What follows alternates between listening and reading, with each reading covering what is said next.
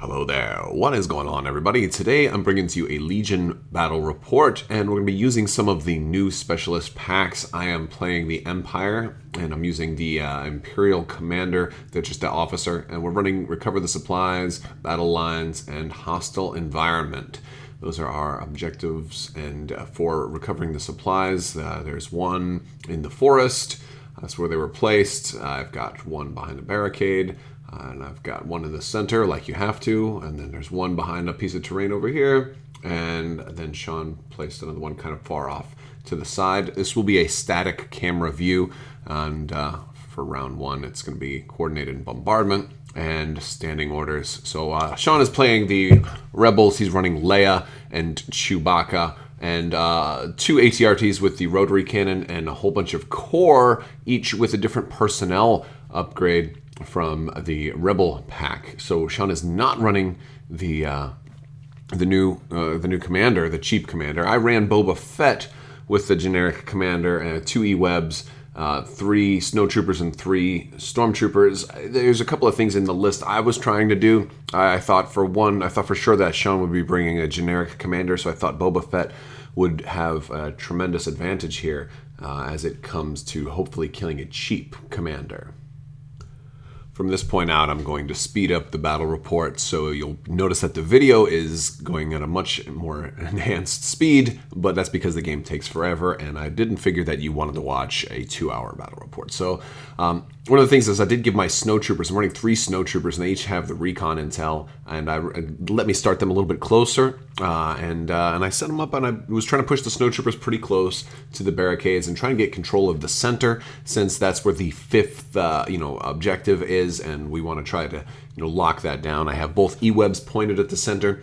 That middle terrain piece actually has an arch underneath it, so Sean does have a couple of units like Leia and Chewbacca under there. They will come out a little bit farther into the game, and the one objective that Sean placed in the forest, I sent Boba Fett all by himself after. Now, he didn't put any troops over to defend that one, and I think he was hoping to draw my attention away from the center of the battlefield. But I kind of still pointed everybody towards the center and just sent Boba Fett off to the side by himself, hoping that his speed would make up for the fact that he'd be kind of out of the battle for a turn or two. So we're going ahead and starting off. A couple of shots fired early off, but nothing too major. Sean does send, I think, 1 or 2 core units that are just at the very, very top of your screen. He's going to send those off. Pretty far away from a lot of the action, kind of similar to how Boba Fett is far away from a lot of the action, but most of it definitely is going to revolve around the center of the battlefield here. So one of the things that I was doing with my build, trying to take advantage of the new stuff in this new pack, is trying to focus on running that 3-pip and trying to maximize the new 3-pip.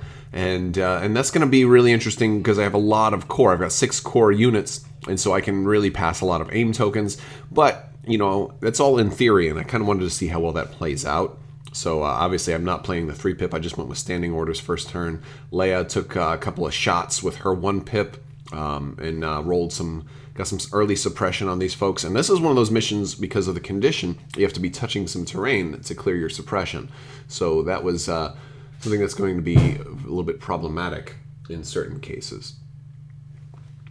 But there is a lot of terrain out there, so it's not that much of a problem. So activating the E-Webs, and I pushed them up to this little geyser, which is going to provide heavy cover, and it allows them to potentially do their standby, or just kind of have, that, with that standby range of 3, kind of lets them kind of control that center objective, which is just in front of that barricade. And it's funny that what I do a lot of times when I'm setting up terrain, I'll kind of just set up a board in a generic way, and then, if we decide it's a little too sparse, sometimes we'll take a couple of barricades, and I'll give the other player some, and I'll take some. In this case, we each set up 2 barricades, however we wanted, and was hoping that the barricade that I placed in the center, if we had a center objective, would have been far enough that I could have put the objective behind the barricade, but I placed it incorrectly, and the objective ended up being in front of the barricade, which was a little bit problematic. But the barricades were mostly placed pretty well. I'm able to move a lot of my snow troopers and up behind some of those barricades and behind that down to tie interceptor. We do have some shots being fired here, taking advantage of the snow troopers move then shoot. I love that ability. Even though they're kind of slow, they can do a double move and then still shoot. It's just very, very effective. And I give my snow troopers fragmentation grenades as well, since they all have the flame trooper and like they're going to want to get up close anyway. I can toss in red dice and also get surge to crit, which will make them a little bit useful versus vehicles, but also just a little bit more deadly. And those red dice are way better than white dice. So on all the other turns that I don't get those infinite aim tokens potentially, we'll see what happens there. We've got the Boneyard up towards the top of your map too. That Boneyard is kind of treated like a foresty area, and the bones are is providing light cover because they're kind of sparse. So that Boneyard, I've got some troopers behind there, but Sean's got his rebels that are coming up through the like the ice kind of valleys up at the top, taking some shots through the Boneyard at some of my rebels that are close to the back. I mean, not my rebels, my stormtroopers. But overall, not a whole lot of shots. Sean did bring one unit of Wookiees also, and they're kind of going up around the top, moving around there. I set some snowtroopers up to the ones that are top in the middle. I sent those up to be in base contact with one of the claim tokens, one of the objective tokens up there. So I was able to move them up top, but Sean had just moved some of the Wookiees to where they're going to be able to move around the terrain, and so I'm worried about that for the following turn, because I feel like if he activates those Wookiees beforehand, he's going to have he's going to move in and get that, take advantage of charge. And I will not be doing very well after that. So at this point, I move Boba Fett up, and he does a double move and makes base contact with that objective that Sean placed in the woods. Boba Fett is behind that very, very big tree towards the right of your screen, but he'll be moving closer to the action next turn, and he'll be able to claim that token. But that's my plan. He's out of the game for a little bit, but I'm taking advantage of his mobility, and I think Boba Fett's more of an objective player character than a shooter. But he can shoot if he needs to. But still, I mean, a normal attack from him is only 4 dice. So I still, like, for his amount of points, 4 dice isn't that great. So he's more about the mobility, I think, than the actual play. So now we do ambush, and we both played 1 pips, and I'm trying to get into that, and Sean won the roll, so he gets, he gets his Wookiees. They're able to move first, because I was going to, and since he won the roll, he assigned first. I'm like, well, in that case, I'm not going to assign it to a corps. I'll just assign it to my commander. So I have my officer right there in the back. I didn't actually paint my officer yet. They're only primed in black.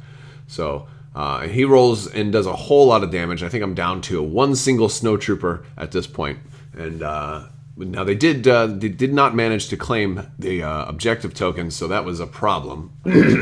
And so that's rough. And I almost would have rather the Wookiees had come in and charged and rolled better and just killed all of the snowtroopers. And this way I'd be able to shoot them. But because 1 snowtrooper is still alive, I can't just shoot those Wookiees.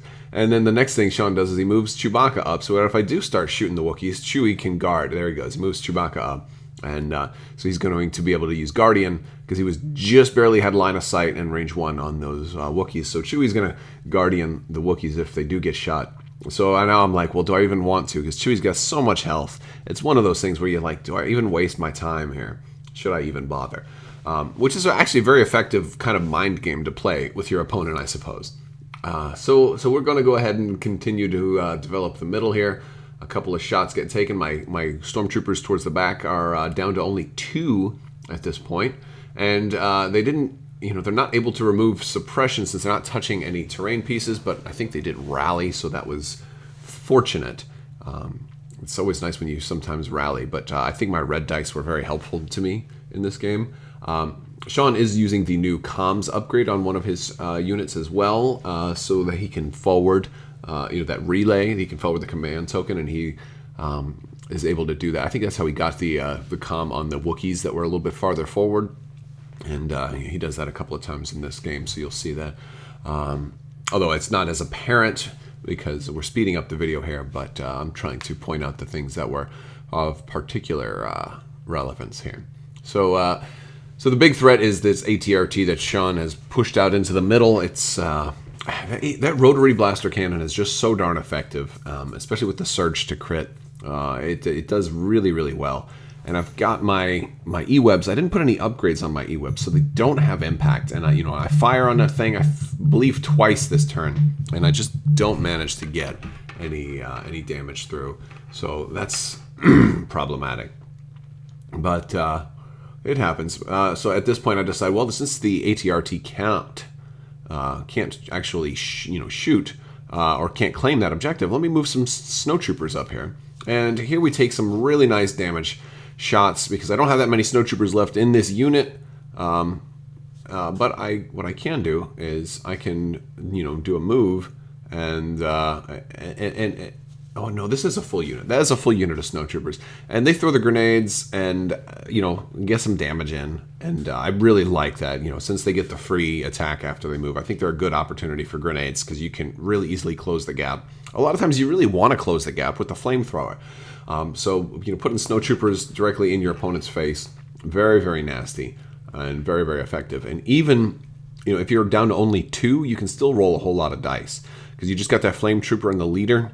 The leader throws the grenade, gives your entire attack pool surge to crit, and then just really nice. And blast from the flamethrower. So even if they have suppression or if they're behind a barricade, which he's got a couple of units. He's got Leia and like 2 other units that are like behind the barricade over there.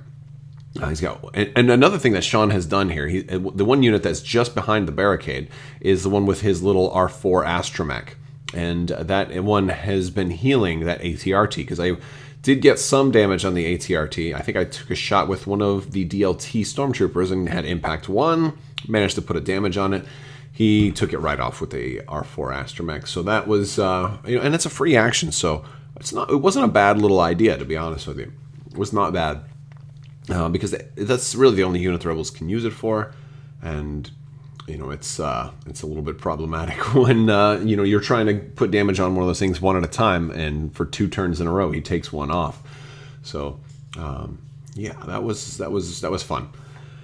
So we're activating some more core units here and trying to rally and checking to see what we can fight. And that's one of the reasons I sped this up, because there's a lot of downtime in this video while we're kind of measuring things and figuring out who to activate. Because when you just pull from the pile and it's core, and you've got 6 core on the map, and you're like, well, who should I activate here? Who's about to get suppressed? Do I want to activate this unit now and before they panic, or do I want to wait and then they get shot some more and manage to panic and run off the board? So a lot of decision making in this particular game. But I am moving, generally activating my core and moving them up towards the center to try to kill something, because Sean actually out-activates me by 1 at the beginning of this battle, and it's a pain getting out-activated, I will say that.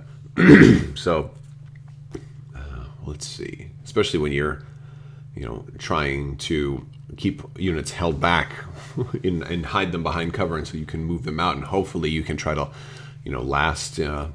get last activation and then first. So here he moves Leia up. I think she takes a shot at the E-web and kills the E-web. The E-web had taken a little bit of damage already. The 4 health on them is not bad, but they don't last forever. So, at least they have the red defense dice.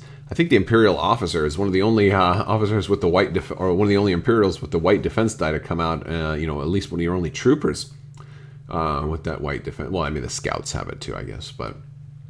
Yeah, my officer didn't last long either. I believe they killed my officer this turn, and what I did is since I had to nominate a new commander, I actually went ahead and nominated Boba Fett as my new commander, just because of his courage value being so high. I figured that made a lot of sense, so that I would do that, and more so than, although if a good opportunity is if you, oh yeah, so coordinated fire. This is the 3rd round. I did play coordinated fire, so this is the time where I'm going to try to activate as many... oh no, this is the round that my Imperial officer gets killed. But yeah, he's able to activate 3 of my core units, and we're going to be starting to pass aim tokens. So However, I didn't have the comms relay, so I wasn't able to activate my officer first. And I believe he kills my officer first anyway. So that's another thing that, you're going to try to run Veers or an officer first. You're not always going to be guaranteed that you can activate them and start the chain off with +1 aim, just because you're not gonna have that many chances to activate that officer. They may be dead by the time you get to do that. Fortunately, though, Coordinated Fire is a generic card, so even if I were to nominate a generic Stormtrooper as my commander, they could go ahead and still go. Now, I do have almost all of my guys close enough, like they're in a kind of a spider web formation, so I do have a lot of people that are range 2 of each other, and that is helpful because even with the suppression, if I'm able to activate, start with somebody who doesn't have suppression to aim and shoot, and then we can start passing tokens. And I'm able to get a couple of free aim tokens out of this, as a matter of fact. I think I get about 4 free aim tokens this turn, and I think I have 5 core units that are left alive. So it's not as bad as 32. It's definitely not as bad as that. And in one of the cases, I don't forward them all to the next one in the chain. In one case, one unit that has 2 aim tokens passed to him, he ends up actually having to move to get into range for the next one. So they move and shoot. And he passes like 1 to an E-Web and then 1 to another core because there's some uncertainty. Like you're not sure if the unit's going to be left alive by the time they get to activate. So there's a little bit of that happens in this particular battle. So at least with this particular first battle with Coordinated Fire, it's not as bad as it seems. It is a nice command card though. I mean, for one, it's a 3-pip that's generic. Anybody can use. Here we go, moving forward. I think it was aim, move, and free shoot with snowtroopers, and we've got a lot of dice. I think we're attacking the Wookiees here. That's exactly what we're doing. So we're going to throw some flamethrower and a red die, and we actually get a decent number of damage. I think we got 6 damage on the Wookiees, but Chewie blocks 3 of it, and then the Wookiees take some more. And and the aim was nice, but I think in all of these cases, like the first aim ended up being good enough. Of course, a lot of that has to do with the fact that I'm rolling snowtroopers and getting up close. So I'm rolling red and black dice. I have a lot more chance of not really requiring the aim in these cases. But that is how it works. So we've got we have 2 aim tokens on that Stormtrooper unit in the back right there. And we are, we'll spend those. And we spend 1 here, and I think this is where I pass 1 to the E-Web. Yep, I passed it to the E-Web right there. And then the other one gets spent and passed to the other Stormtrooper unit that's in the center middle of the screen. They haven't activated yet, and I think they're my last one. So at most, I had a unit with 2 aim tokens. It wasn't as obscene as Theory Crafting can have it out to be, but this was just my game. I'm curious, in your games, how Coordinated Fire will work for you. That was one of the interesting things. Is I think it worked well with Snowtrooper. Granted, the Snowtroopers are going to want to get up and close anyway and roll a lot of black and potentially red dice if you give them the grenades. You don't have to give them grenades because they already have Search to crit. They already have Search to hit, so they don't really need Search to crit. But I like that because it also gives me an anti-vehicle option. I didn't have a whole lot of impacts in this list, and those crits are nice. But what was interesting about that is the aim works well with the Snowtroopers because they can aim and then move and then get the free shot, so they can do all 3. Because a lot of times you do need to move because you may not always have people at range 2, especially when there's a mission like this where you have objectives scattered across the entire 6 feet of the battlefield. You can't have everybody within 12 inches of each other. Range 2 is technically 12 inches, so you can't have all your guys in a 1 foot circle. Fortunately for me, I did actually try to keep everybody in the center, but most games are not like that. Actually, a lot of games tend to have, I noticed a lot of my guys get into 2 main groups, and I kind of had a smaller group closer to the bottom section of the center and another group closer to the top section of the center, but I had enough units in between that I was still able to pass a couple of aim tokens. And then I lose that Stormtrooper unit at the bottom of the map, so they're now out. So I'm down a couple of core units now, plus an E-Web and my commander. Boba Fett has moved. He's up on that cave apparatus. You can kind of see him through the 2 pillars, and he came up and took a shot with his wrist rockets. down at that ATRT. And got a couple, I think he got 3 damage on that ATRT, which wasn't bad. 2 or 3. He's got impact 1 on one of his weapons, and he's got that assault 2, which makes him for, considering he's speed 3, once you get to roughly where you need to be, you don't have to double move anymore. So being able to jump up to speed 3 gives you a lot of opportunities to take, a big shot on somebody or split fire, and splitting fire is always really nice. Always useful to have. So that much is cool. So what are we doing here? Yeah, and Boba is my new commander, and he is actually just range 3 of most of my troops because they've pushed pretty far close to the center. And Sean was like, "Are you sure you want Boba to be your commander?" I'm like, "Oh, I am," because, all right, so Boba is going to activate first here. He's doing the Z6 rockets, and Sean did the new 3-pip for the Rebels. But Boba is going to take a first shot on Leia, who he'd put the bounty on. He just has her in range 3, and the rockets also are going to add a bunch of red, and we are able to kill Leia here on this first shot. And here we go. Lots of damage, and I think I rolled 5 damage because he aimed and shot, and Leia didn't roll it because I had hit her once with a snowtrooper or a stormtrooper attack. I had hit her once already, and this was the killing shot for Leia. So I got a bounty now and an objective on Boba Fett. And so now all of a sudden we went from a game that had only 5 objective points and it was a battle for the middle to where now I easily have 3 points, and it's a battle for Sean to try to tie the game. And considering my snowtroopers are in the middle of the board, I actually do pick up that 3rd objective as well. So it ends up being like 4-2 by the end of this round. So now all of a sudden the pressure is on. Sean has to both kill one of my units that's holding an objective token and then come and pick it up in order to tie. And if he kills one of my units and isn't able to pick it up, he can't tie. And it really boils down to like the 2 core units that Sean has in the top left of the map have picked up the 2 objective tokens over there. And it all comes down to the middle because one unit can't hold 2 objective tokens. They can't claim 2. So, and Sean's ATRTs can't pick them up. So he's got 2 core units left at the top behind this barricade. And it boils down to being able to hopefully get one of them across. However, I have a lot of core units that are all bearing down on them because I've killed the Wookiees by this point, and Chewbacca with all of my, mostly because of the snowtroopers. I was able to really take advantage of them, even with reduced numbers. The flamethrower against the full unit of Wookiees that Chewie had been guarding hits for, I was able to get 4 dice plus my leader, so I was able to roll at least 5 dice with only 2 minis. So that was really, really helpful. And now I'm taking some of my objective people just kind of away to keep them away from those, because those Rebel Trooper units at the top of the screen are full health.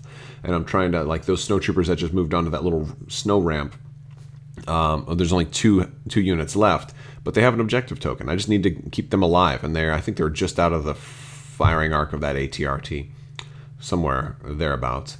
And that's and then my other unit's going to come up, and the snowtroopers that are behind this barricade are going to move up and take some more shots trying to kill this ATRT. We got our 4th damage on him, and he got the ability he got damaged where he can lose an action. But I think actually in this case they attack some of those core units that are behind, and I kill I believe a leader, or I have one of those units down to like 1 miniature left. So, and those are the core units I have to kill, is those ones in that behind that barricade, because they're the only ones that can come in and try to take the middle objective piece. And once I get that unit down, he's only got 1 unit left, and I think it boils down to the turn after this is his last chance to have enough troops left to survive. So I'm kind of hiding individual unit leaders at this point. Even like this one stormtrooper has 1. If he is able to tie it, it's going to come down to points, and so I want my unit leaders left alive so he doesn't get the extra point for killing them, and that's part of my strategy here. But he is actually shooting, so here he goes trying to shoot my snowtroopers to get them to drop the objective token, and I believe I'm able to just roll like my red dice. For the most part, late in the game here, just played hero, and I was able to just block all these hits. Plus, being some of the shots were coming from behind the ATRT, so I was getting light cover for the ATRT, and then heavy cover because I had suppression from being shot already. Now, I wasn't touching terrain pieces here, so I'm not able to remove suppression for a lot of this game. That's why I was so glad that I could make Boba Fett my new commander, because I had at one point where I had like 5 suppression on a snowtrooper, but since I was able to upgrade Boba to a commander, and I try to move him here, I try to fly him across to this ramp, and I could not get him to stand up. Look, you're going to watch me sit here for like 10 minutes in real time. That's another reason I sped this up, trying to get him to stand right on this thing, and he just will not stand up. And so rather than just, fudge it, I just say, all right, screw it, I'm going to move him around the backside. So I move him a different way. I still have range, and I'm able to kill his commander. And I'm thinking, and I also used the whipcord launcher. This was Boba's 1-pip, because there's another unit right behind Boba, and I put 2 suppression on them, and I'm thinking they're going to panic now and run away. But Sean still has, I believe he has 1 Wookiee left, and he makes the Wookiees his commander, and since they have the courage value of 2, it still doesn't make, they actually make for a good battlefield commander because of their higher courage value. So it prevents other units from panicking quite so easily. So, but we do kill his second, his officer commander, which was, it was an officer personnel upgrade, and that, because once I killed Leia with Boba, he gave the officer the new commander token. And so I kill him with Boba here. He's down to very few core left, and I don't think he had really any options left. He had to try to kill that snowtrooper unit and get there to pick it up. He had to do both of those, and that's just to tie. And basically, I don't think he's able to do that here. So one of the things he does is like, well, instead of that, I could probably just kill Boba, because and granted, it's not easy to kill Boba. Boba's got a red defense die, surge to defense, and impervious. But he only has 5 health, so if you can get damage through to him, you can kill him. And so I think later in this turn he does take his ATRT and pivots and shoots to try to get a shot on Boba, and then I killed his other core unit that had the double suppression so I moved my other snowtroopers to safety, just to ensure that they didn't get killed, because Sean's got Rebels troopers at the top of the map are now coming through the boneyard trying to get shots on my snowtroopers that have the middle objective, and they're trying to he hadn't shot them yet. He's getting ready to shoot them, but and it's just not looking good. It's looking real good for me at this point, even though most of my units are almost dead. It's not really about the health of the units, it's about the objectives, and I've got 3 objectives right now plus the bounty token. And that's, the bounty token just gives you such leverage. You force your opponent. They can't just go for it. He can't just make me drop a token. He's got to, drop it and then pick it up. And at a certain point, you just run out of trooper units. That's one of the reasons why vehicles aren't good. So here he goes with the ATRT, and I'm using the flamethrower, and he's going to try and take some shots on Boba. And he actually almost gets Boba. This is actually our last turn of the game. He rolls this first shot with the ATRT. I think he does an aim and shoot. And with that black die, he gets 5 hits between hits and crits. And I only think I blocked 2 of them with Boba. I just rolled a whole bunch of blank red dice. So the one time in the game my red dice came up really bad, I'm like, wow, I just took like 3 damage on Boba. So that wasn't good. I'm like, whoa, there's actually a chance he could, and like the part of me that's, competitive was like, darn, but then another part of me was like, wait, this would actually be really interesting if I had the game in the bag. Because if he would have killed Boba, then Boba would have dropped the objective token. Also, I wouldn't have gotten the bounty. So that would have been 2 points swinging it back the other direction. And now all of a sudden, we have ourselves a really interesting game. But I move Boba, and I kill his last unit that could take the objective point. So he's got no more core units left that could pick up an objective point. And so now he's measuring to see, and he's got 1 unit that doesn't have a shot on Boba because it can't see him. But his other unit is up on the boneyard, and they actually do have a shot. And it comes down to basically the last shot, and because this is turn 6, and he is not able to do it. So I end up winning this one 4-2, and it was a good game, though. It did come down to kind of that last shot, because if he would have killed Boba, it would have been 2-2. It would have been a tie. It would have come down to points. So that's all I got for you guys. I want to thank you all so much for watching, and if you like this battle report, go ahead and let me know what you think in the comments below, and have a great day.